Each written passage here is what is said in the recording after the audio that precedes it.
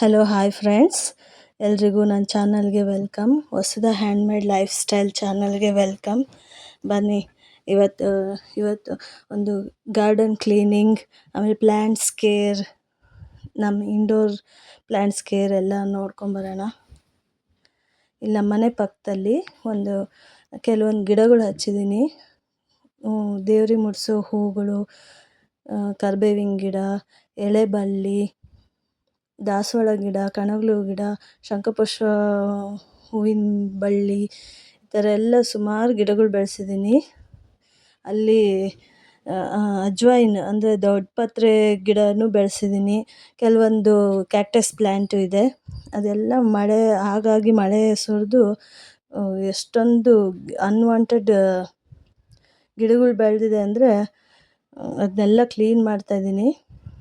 Clean ಮಾಡಿಕೊಂಡ್ರೆ ನೀಟಾಗೂ ಕಾಣಿಸುತ್ತೆ, ಹಾಗೆ ಗಿಡಗಳು ಚೆನ್ನಾಗಿ ಬೆಳೀತವೆ. ಅದಕ್ಕೋಸ್ಕರ ಕ್ಲೀನ್ ಮಾಡ್ತಾಯಿದ್ದೆ. ಮಳೆ ಬಂದು ನೆಲ ಎಲ್ಲ ಮೆತ್ತಗಿತ್ತು.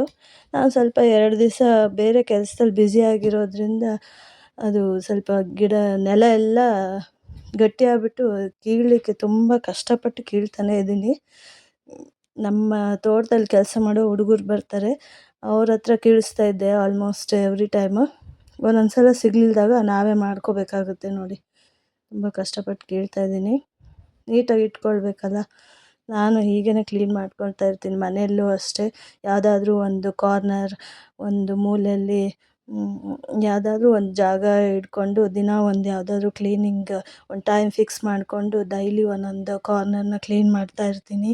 ಹಾಗೆ ಪ್ರೊಡಕ್ಟಿವ್ ಕೆಲಸ ಮಾಡ್ಕೊತ ಬ್ಯುಸಿಯಾಗಿ ನನ್ನನ್ನು ನಾನು ಬ್ಯುಸಿಯಾಗಿ ಇಟ್ಕೊಂಡು ಕ್ಲೀನ್ ಮಾಡ್ಕೊತ ಮನೆಯೆಲ್ಲ ನೀಟಾಗಿ ಇಟ್ಕೊಂಡು ಆರ್ಗನೈಸ್ಡಾಗಿ ಇಟ್ಕೊಂಡಿರ್ತೀನಿ. ಹಾಗೆ ನನಗೆ ಅದೇನೇ ಇಷ್ಟ, ಯಾವಾಗಲೂ ಕ್ಲೀನಾಗಿ ಇಟ್ಕೊಳ್ಳೋದು, ನೀಟಾಗಿ ಆರ್ಗನೈಸ್ಡಾಗಿ ಇಟ್ಕೊಳ್ಳೋದೇ ನನಗೆ ತುಂಬ ಇಷ್ಟ. ಯಾರಾದ್ರು ಬಂದಾಗ ನಮಗೆ ಮುಜುಗರ ಆಗಬಾರ್ದಲ್ವ, ಯಾವುದು ಡಸ್ಟ್ ಇಲ್ದಂಗೆ ನೀಟಾಗಿ ಇಟ್ಕೊಳ್ಳೋದೇ ನನಗೆ ತುಂಬ ಇಷ್ಟ ಆಗುತ್ತೆ. ಅದೇ ನಮ್ಮದು ಲೈಫ್ ಸ್ಟೈಲ್ ಅಂತ ನಾನು ಅಂದ್ಕೊಂಡಿದ್ದೀನಿ. ಹಾಗೆ ಕೆಲವೊಂದು ಗಿಡಗಳೆಲ್ಲ ಹಾಳಾಗಿತ್ತು, ಅದನ್ನೆಲ್ಲ ನೀಟಾಗಿ ಮಾಡ್ತಾಯಿದ್ದೀನಿ. ಎಳೆ ನೋಡಿ ಎಲ್ಲ ಕ್ಲೆಟರ್ಡ್ ಆಗಿತ್ತು, ಅಲ್ಲೊಂದು ಇಲ್ಲೊಂದು ಬಿದ್ದಿತ್ತು. ನೀಟಾಗಿ ಎತ್ತಿಟ್ಟು ಸಿಸ್ಟಮೆಟಿಕ್ಕಾಗಿ ಹಾಕ್ತಾಯಿದ್ದೀನಿ. ಎಲೆ ಬಳ್ಳಿ ಎಲ್ಲ ಮಳೆ ಗಾಳಿ, ತುಂಬ ಗಾಳಿ ಬೀಸೋದು ಮಳೆ ಬರೋಕ್ಕಿಂತ ಮುಂಚೆ. ಹಾಗೆ ಅದು ನಮ್ಮ ಯಜಮಾನ್ರು ಇದೊಂದು ಕಬ್ಬಿಣದ್ದೊಂದು ಕಂಬ ಇದೆ, ಅದನ್ನ ಇಟ್ಕೊಟ್ಟಿದ್ದಾರೆ ಎಲೆ ಬಳ್ಳಿ ಹಬ್ಬಿಸ್ಲಿಕ್ಕೆ. ಅದಕ್ಕೆ ನಾನೆಲ್ಲ ಸುತ್ತಿ ಒಂದು ದಾರಗಳಿಂದ ಕಟ್ತಾಯಿದ್ದೀನಿ. ಇಲ್ಲ ಅಂದರೆ ಇಲ್ಲಿ ಪಕ್ಕದಲ್ಲಿ ಗೋಡೆ ಇದೆಲ್ಲ, ಗೋಡೆಗೆಲ್ಲ ಹಬ್ಬಿ ಗೋಡೆ ಎಲ್ಲ ಹಾಳು ಮಾಡಿಬಿಡುತ್ತೆ ಅದು ಬಳ್ಳಿ. ಎಲೆ ಬಳ್ಳಿ ನೀಟಾಗಿ ಇಟ್ಕೋಬೇಕು ಅಂತ ಎಲ್ಲ ನೀಟಾಗಿ ಮಾಡ್ತಾಯಿದ್ದೀನಿ. ಇದು ಕಾಣಿಸ್ತಾ ಇದೆಯಲ್ಲ ನೀಲಿದು ಪೆಟ್ಟಿಗೆ, ಅದು ಜೇನುಹುಳದ್ದು ಜೇನು ಬರುತ್ತೆ ಅದರಲ್ಲಿ. ನೆಕ್ಸ್ಟ್ ಟೈಮ್ ನಾನು ತೋರಿಸ್ತೀನಿ ಹೇಗೆ ಅದು ಜೇನು ಬರುತ್ತೆ ಅಂತ. ಹಾಗೆ ಎಲ್ಲ ಕ್ಲೀನಿಂಗ್ ಆದಮೇಲೆ ಇದು NPK, ಪೊಟ್ಯಾಷ್ ಅಂತ ಮನೆಯಲ್ಲಿ ತೋಟಕ್ಕೆ ಹಾಕೋ ಗೊಬ್ಬರ ಇತ್ತು, ಅದನ್ನೆಲ್ಲ ಹಾಕ್ತಾಯಿದ್ದೀನಿ. ಒಂದು ಡಬ್ಬಿ ತೊಗೊಂಡು ಒಂದು ಕ್ಯಾನ್ ಥರ ಅದನ್ನು ಎಲ್ಲ 3 ಥರ ಗೊಬ್ಬರ ಇದೆ, ಅದನ್ನೆಲ್ಲ ಒಂದು ಕ್ಯಾನಿಗೆ ಹಾಕಿ ಡೈಲ್ಯೂಟ್ ಮಾಡ್ತಾಯಿದ್ದೀನಿ ನೀರು ಹಾಕಿ. ಸೊ ದಟ್ ಗಿಡಗಳಿಗೆ ಎಫೆಕ್ಟ್ ಆಗಬಾರ್ದು, ತುಂಬ ಸ್ಟ್ರಾಂಗ್ ಆಗಿಬಿಟ್ರೆ ಎಲ್ಲಿ ಸುಟ್ಟೋಗಿ ಒಣಗೋಗ್ಬಿಡುತ್ತೆ ಅಂತ ಭಯ ನನಗೆ. ಹಾಗಾಗಿ ಡೈಲ್ಯೂಟ್ ಅದು ಕರಗೋ ತನಕ ಇದು ಬೇವಿನ ಹಿಂಡಿ ಅಂತಾರೆ, ಬೇವಿನ ಪುಡಿ ಹಿಂಡಿ ಅನ್ಬೋದು. ಇದನ್ನು ಹಾಕೋದ್ರಿಂದ ಗಿಡದಲ್ಲಿ ಯಾವುದು ಹುಳು ಇರಲ್ಲ. ಹುಳುಗಳು ಈ ಮಳೆ ಬರ್ತಾ ಇರುತ್ತಲ್ಲ, ಹಸಿ ಅಂಶಕ್ಕೆ ಹುಳುಗಳು ಬರ್ತಾ ಇರುತ್ತೆ. ಎರೆಹುಳ ಇದ್ದರೆ ಒಳ್ಳೆಯದು ಮಣ್ಣಲ್ಲಿ, ಆದರೆ ಬೇರೆ ಹುಳ ಇರುತ್ತಲ್ಲ ಗಿಡನೆಲ್ಲ ಬೇರೆಲ್ಲ ತಿಂದುಬಿಡುತ್ತೆ.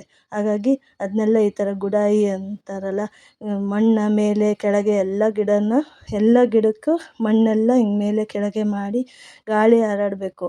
ಗಾಳಿ ಹಾರಾಡ್ದೇ ಚೆನ್ನಾಗಿ ಗಿಡಗಳು ಕಳೆ ಬೆಳೀತವೆ. ಹಾಗೆ ಅದನ್ನೆಲ್ಲ ಇದು ಬೇವಿಂದು ಹಿಂಡಿನ ಹಾಕೋ ಅಂತ ಬಂದೆ ನಾನು.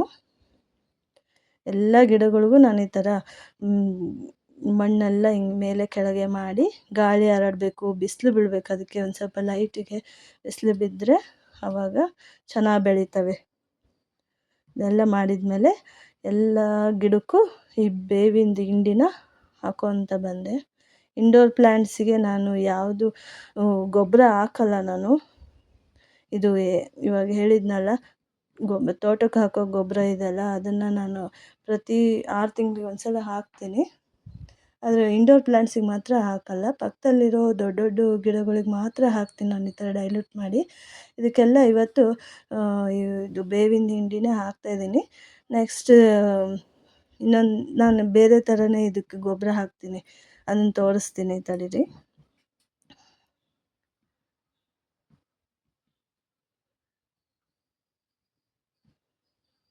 ಎಲ್ಲ ಒಂದು ಗಿಡಕ್ಕೂ ಬಿಡ್ದಂಗೆ ಬೇವಿನ ಹಿಂಡಿ ಹಾಕ್ತಾಯಿದ್ದೀನಿ.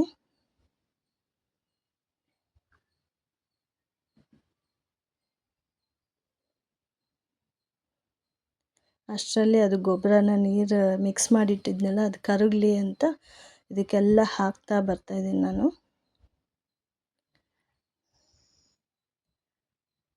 ಬೇರೆ ಬೇರೆ ಥರ ಹೊಸ ಗಿಡಗಳು ಹಚ್ಚಲಿಕ್ಕೆ ಈ ಮುಂಗಾರು ಮಳೆ ಟೈಮಲ್ಲೇ ಹೊಸ ಗಿಡಗಳು ಹಚ್ಚೋದು, ಟ್ರಿಮ್ ಮಾಡೋದು ಗಿಡಗಳಿಗೆ, ಅದೆಲ್ಲ ಸೂಕ್ತವಾದ ಟೈಮ್ ಅಂತ ಹೇಳ್ಬೋದು.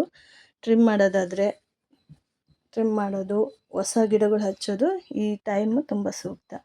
ಹಾಗೆ ಇದೆಲ್ಲ ಕರಗಿದೆ ಗೊಬ್ಬರ. ಈ ದೊಡ್ಡ ದೊಡ್ಡ ಕಣಗ್ಲು ಗಿಡ, ಬಳ್ಳಿಗಳು, ಆಮೇಲೆ ಕರಿಬೇವಿನ ಗಿಡ, ದಾಸವಾಳ ಗಿಡ, ಎಲ್ಲ ಗಿಡಗಳಿಗೂ ಈ ಗೊಬ್ಬರನ ಸ್ವಲ್ಪ ಹಾಕ್ತಾ ಬರ್ತಾಯಿದ್ದೀನಿ.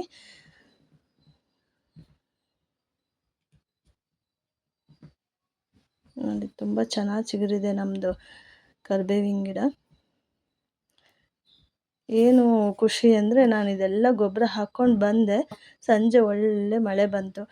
ನನಗೆ ಆವಾಗ ನೆಮ್ಮದಿ ಅನ್ನಿಸ್ತು, ಎಲ್ಲಿ ನನ್ನ ಗಿಡಗಳೆಲ್ಲ ಹಾಳಾಗ್ಬಿಡುತ್ತಾ ಅಂತ.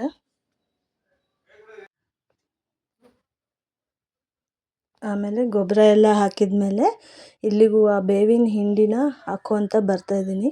ಇಲ್ಲೂ ಹುಳ ಆಗಬಾರ್ದು, ತುಂಬ ಚೆನ್ನಾಗಿ ಬೆಳೀಲಿ ಗಿಡಗಳು ಅಂತ ಹಾಕ್ಕೊತ ಬರ್ತಿದ್ದೀನಿ. ಎಲ್ಲ ಒಂದೊಂದು ಹಿಡಿ ಹಾಕ್ತಾಯಿದ್ದೀನಿ. ದೊಡ್ಡ ದೊಡ್ಡ ಗಿಡಕ್ಕೆ ಸ್ವಲ್ಪ ಜಾಸ್ತಿನೇ ಹಾಕ್ತಾಯಿದ್ದೀನಿ.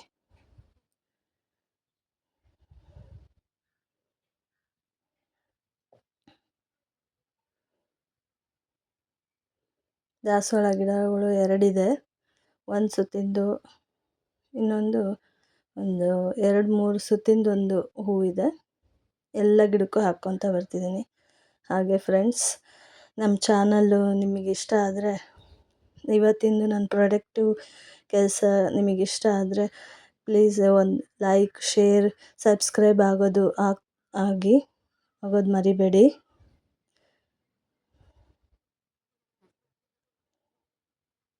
ನೋಡಿ, ದೊಡ್ಡ ಪತ್ರೆ ಗಿಡ ಎಷ್ಟು ಚೆನ್ನಾಗಿ ಚಿಗುರ್ತಾ ಇದೆ, ಮಳೆ ಬರ್ತಾಯಿದೆ. ಇವಾಗ ಗೊಬ್ಬರ ಹಾಕಿದ್ದೀನಲ್ವ, ಚೆನ್ನಾಗಿ ಚಿಗುರುತ್ತೆ ಅಂತ ನಾನು ಭಾವಿಸಿದ್ದೀನಿ.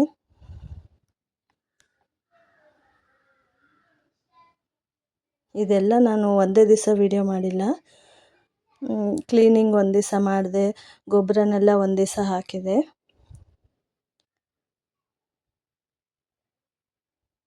ಆಮೇಲೆ ಇಂಡೋರ್ ಪ್ಲ್ಯಾಂಟ್ಸಿಗೆ ಗೊಬ್ಬರ ಹೇಗೆ ಮಾಡೋದು ಅಂತ ತೋರಿಸ್ತೀನಿ, ಬನ್ನಿ.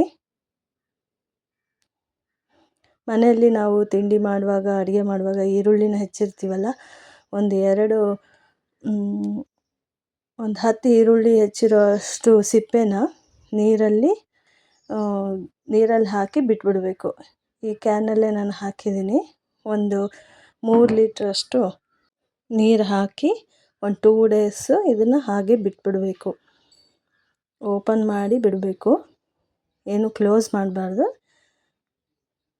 ಗಾಳಿ ಹರಡ್ಲಿಕ್ಕೆ ಬಿಡಬೇಕು. 2 ಡೇಸ್ ಆದಮೇಲೆ ಅದು ಚೆನ್ನಾಗಿ ಏನಾದರೂ ಒಂದು ಕೋಲ್ ತೊಗೊಂಡು ಚೆನ್ನಾಗಿ ಮಿಕ್ಸ್ ಮಾಡಿದ್ಮೇಲೆ ಅದನ್ನು ಸೋಸ್ಕೊಳ್ಬೇಕು. ಸಿಪ್ಪೆ ಎಲ್ಲ ಹಾಕಬಾರ್ದು, ಓನ್ಲಿ ಅದರಿಂದ ಬಂದಿರೋ ನೀರಷ್ಟೇ ನಾವು ಉಪಯೋಗಿಸ್ಕೋಬೇಕು. ಸಿಪ್ಪೆನ ಉಪಯೋಗಿಸ್ಕೊಳಂಗಿಲ್ಲ, ಬಿಸಾಕಿಬಿಡ್ಬೇಕು. ಅದು ಹಾಗೆಯೇ ಒಂದು ಆರ್ಗ್ಯಾನಿಕ್ ವೇಸ್ಟ್ ಥರ ಉಪಯೋಗಿಸ್ಕೋಬೋದು. ಗಿಡದ ಬುಡಕ್ಕೆ ಹಾಕಿಬಿಡ್ಬೋದು. ಇದನ್ನು ಬಂದಿರುತ್ತಲ್ಲ, ಸೋಸ್ಕೊಂಡಿರೋ ನೀರನ್ನ ಸ್ವಲ್ಪ ಡೈಲ್ಯೂಟ್ ಮಾಡ್ಕೋಬೇಕು. ನಮ್ಮ ಗಿಡಗಳು ಎಷ್ಟಿದೆ ನೋಡಿಕೊಂಡು ಆ ಥರ ಡೈಲ್ಯೂಟ್ ಮಾಡ್ಬೋದು.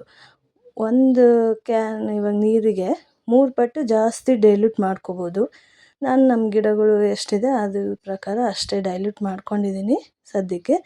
ಎಲ್ಲ ಇಂಡೋರ್ ಪ್ಲ್ಯಾಂಟ್ಸಿಗೂ ಒಂದೊಂದು ಗ್ಲಾಸ್, ಅದು ಗಾತ್ರದ್ದು ಪಾಟ್ ಮೇಲೆ depend. Half glass, 1 glass full ಹಾಕ್ತಾ ಬರ್ತಾಯಿದ್ದೀನಿ. ಇಂಡೋರ್ ಪ್ಲ್ಯಾಂಟ್ಸಿಗೆ ತುಂಬ ಸ್ಟ್ರಾಂಗ್ ಗೊಬ್ಬರ ಏನು ಹಾಕೋ ಅವಶ್ಯಕತೆ ಇರಲ್ಲ. ಓಕೆ, ಹಾಕಲಿಲ್ಲ ಅಂದರೂ ನಡೆಯುತ್ತೆ. ಆದರೂ ನಮಗೆ ಈ ಥರ ಮೈಲ್ಡ್ ಆಗಿರೋ ಮನೆಯಲ್ಲೇ ತಯಾರಿಸಿರೋ ಆರ್ಗ್ಯಾನಿಕ್ ಲಿಕ್ವಿಡ್ ಫರ್ಟಿಲೈಸರ್ಸ್ ಇದೆ ಬೆಟರ್ ಅನಿಸುತ್ತೆ. ನಾನು ಆವಾಗವಾಗ ಅಕ್ಕಿ ತೊಳೆದಿರೋದು, ಬೇಳೆ ತೊಳೆದಿರೋ ನೀರನ್ನೆಲ್ಲ ಡೈಲ್ಯೂಟ್ ಮಾಡಿ ಹಾಕ್ತಾಯಿರ್ತೀನಿ. Once in a month, 20 days once ಆ ಥರ ಹಾಕ್ತಾನೆ ಇರ್ತೀನಿ. ಎಲ್ಲ ಗಿಡಗಳಿಗೂ ಹಾಕ್ತಾಯಿರ್ತೀನಿ. ಅದ್ರ ಜೊತೆ ಇದನ್ನು ತಿಂಗಳಿಗೆ ಒಂದು ಸಲ ಮಾಡೇ ಮಾಡ್ತೀನಿ.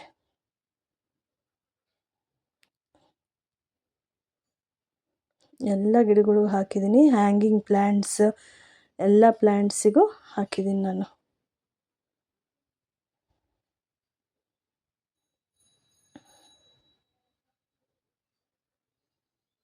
ಇಲ್ಲಿರೋ ಎಲ್ಲ ಪ್ಲ್ಯಾಂಟ್ಸಿಗೂ ನಾನು ಹಾಕ್ಕೊತ ಬಂದೆ. ಇವಾಗ ಮಳೆ ಬರ್ತಿರೋದ್ರಿಂದ ರೇನ್ ಲಿಲ್ಲಿ ನೋಡಿ ಪಾಟ್ ತುಂಬ ಹೂ ಬಿಡ್ತಾನೆ ಇದೆ. ಹಾಗೆ ಇದೆಲ್ಲ ಮಾಡ್ತಿದ್ದ ಹಾಗೆ ಸಂಜೆ ಸ್ನಾನ ಮಾಡ್ಕೊಂಬಂದೆ. ಮಳೆ ಬರ್ತಾಯಿತ್ತು. ಮಳೆಯಲ್ಲಿ ಆಟಾಡೋ ತುಂಬ ಇಷ್ಟ ಇತ್ತು. ಆದರೆ ಎಲ್ಲಿ ಹುಷಾರು ತಪ್ಪಿಡ್ತೀನಿ ಅಂತ ಇವತ್ತು ಬೇಡ ಅಂತೇಳಿ ಒಂದೇನಾದರೂ ಬಿಸಿ ಬಿಸಿಯಾಗಿ ಮಾಡ್ಕೊಂಡು ತಿನ್ನೋಣ, ಮನೆಯವ್ರಿಗೂ ಮಾಡಿಕೊಡೋಣ ಅಂತೇಳಿ ಆಲೂಗಡ್ಡೆ ಪಲ್ಯ ಇತ್ತು. ಅದನ್ನು ಮತ್ತು ಚಿಕ್ಕ ಚಿಕ್ಕಾಗಿ ಉಂಡೆ ಮಾಡಿಕೊಂಡು ಕಡಲೆ ಹಿಟ್ಟಲ್ಲಿ ಉಪ್ಪು, ಖಾರ ಪುಡಿ, ಸ್ವಲ್ಪ ಸೋಡಾ, ಜೀರಿಗೆ ಎಲ್ಲ ಹಾಕಿ, ಅಜ್ವಾಯಿನ್ ಹಾಕಿ ಈ ಥರ ಅದ್ದಿ ಪಕೋಡ ಮಾಡಿಕೊಂಡು ಬಿಸಿ ಬಿಸಿಯಾಗಿ ಮಾಡ್ಕೊಂಡು ತಿಂದ್ವಿ. ಮನೆಯವರೆಲ್ಲ ಕೂತು ಈ ಮಳೆ ಬರ್ತಿರೋ ಚಳಿಗೆ ಬಿಸಿ ಬಿಸಿಯಾದ ಪಕೋಡನ ಸವಿದ್ವಿ ಅಂತ ಹೇಳ್ಬೋದು.